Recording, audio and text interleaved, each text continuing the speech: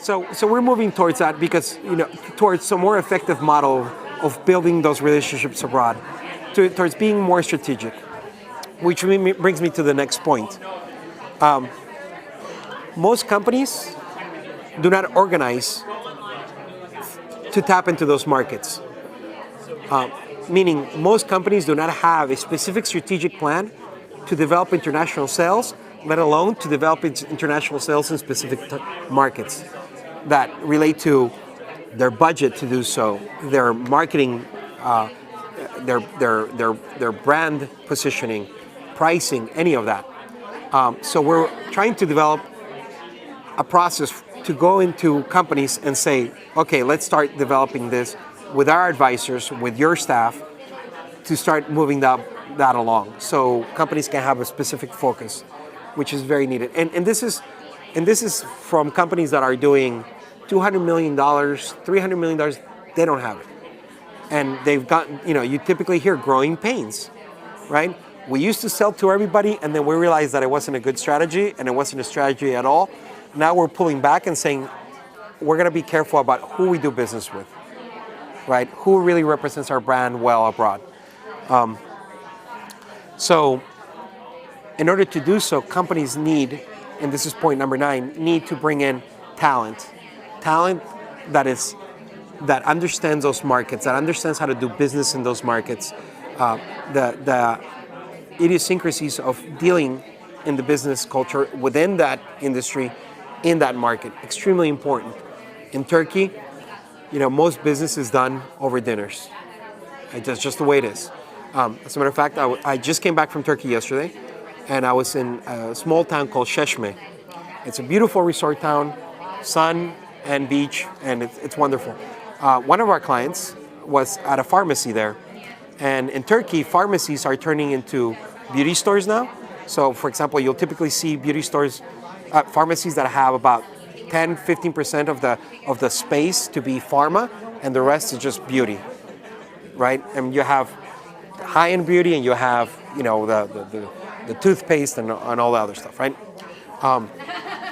So we saw one of the product that we saw was Cool LA. It's a company out of San Diego that does sunscreens. Very nice, organic, beautiful product.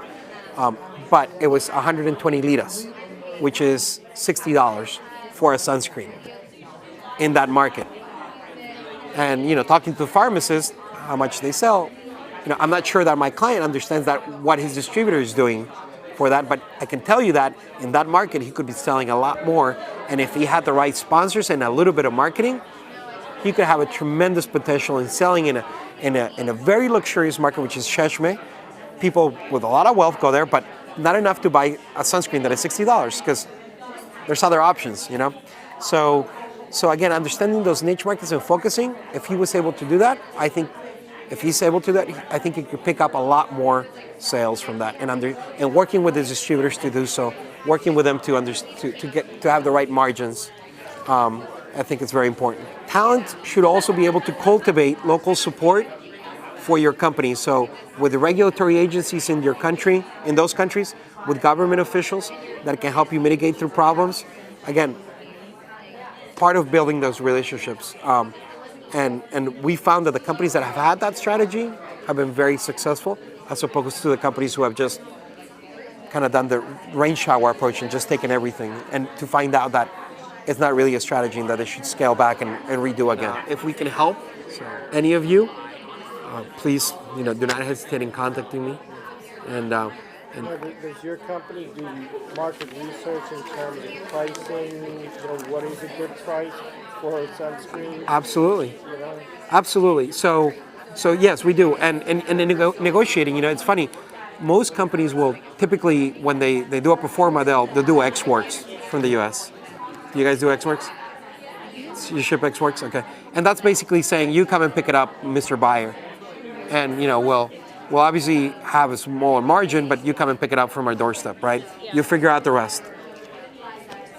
It's kind of a two-edged sword, because sometimes the buyers are not very skilled in importing as well. So they'll say, okay.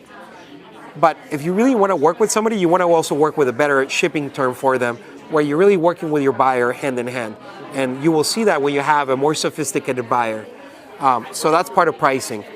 And then we do a lot of market research, and we have an advisor who specifically works with pricing for international markets.